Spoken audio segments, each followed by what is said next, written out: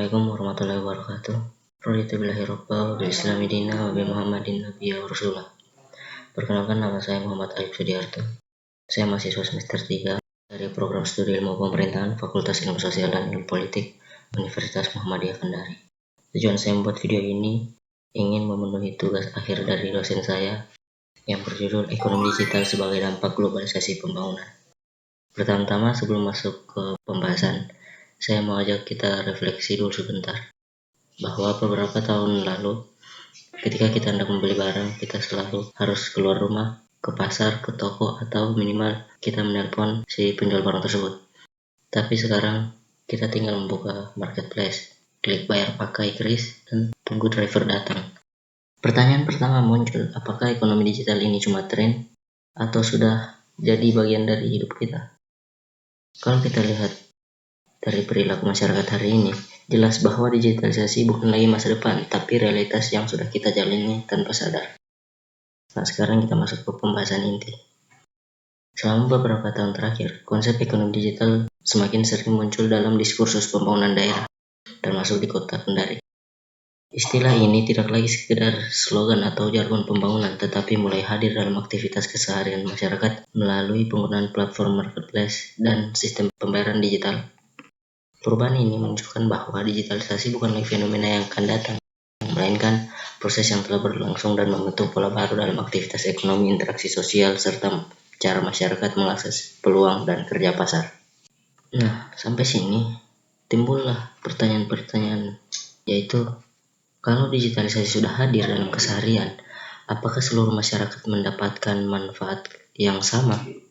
Jawabannya tidak, karena akses teknologi bukan hanya soal yang punya aplikasi, tetapi juga kemampuan menggunakannya untuk meningkatkan kesejahteraan.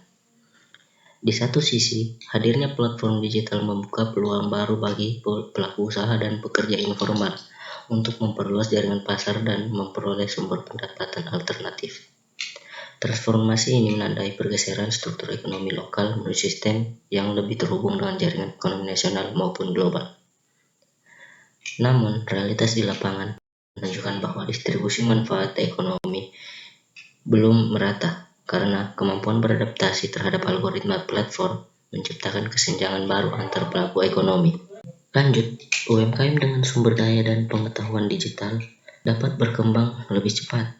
Sementara pelaku usaha skala kecil seringkali hanya menjadi pengguna pasif dan bergantung pada aturan platform. Nah, di sini muncul lagi pertanyaan yang sangat penting. Teknologi ini sebagai pembebasan atau justru menciptakan bentuk baru ketergantungan? Karena mereka yang tidak mampu mengikuti logika digital akan otomatis tersisih meskipun akses aplikasinya terbuka. Selain itu, model kerja digital seperti ojek online dan layanan pengantar memang membuka ruang kerja fleksibel, tetapi juga diikuti ketidakpastian pendapatan serta minimnya perlindungan kerja. Dengan demikian, ekonomi digital di Kendari bukan hanya persoalan adopsi teknologi, tetapi juga arena negosiasi sosial, ekonomi, dan kekuasaan. Kedepannya, tantangan utamanya bukan sekedar mempercepat digitalisasi, tetapi memastikan bahwa transformasi tersebut berjalan inklusif dan berkontribusi pada pemerataan kesejahteraan bagi seluruh kelompok masyarakat. Kesimpulannya, ekonomi digital di Kota Kendari membawa peluang transformasi ekonomi.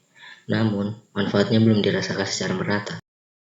Karena ketimpangan dalam akses teknologi, literasi digital, dan kapasitas modal membuat sebagian masyarakat mampu berkembang lebih cepat, sementara lainnya tertinggal.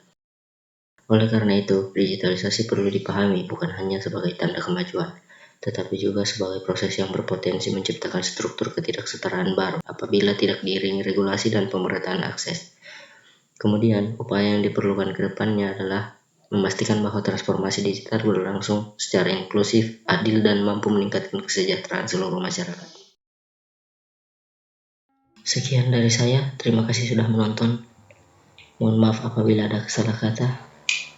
Billahi fisabilillah, fastabiqul khairat. Wassalamualaikum warahmatullahi wabarakatuh. Aduh, kamera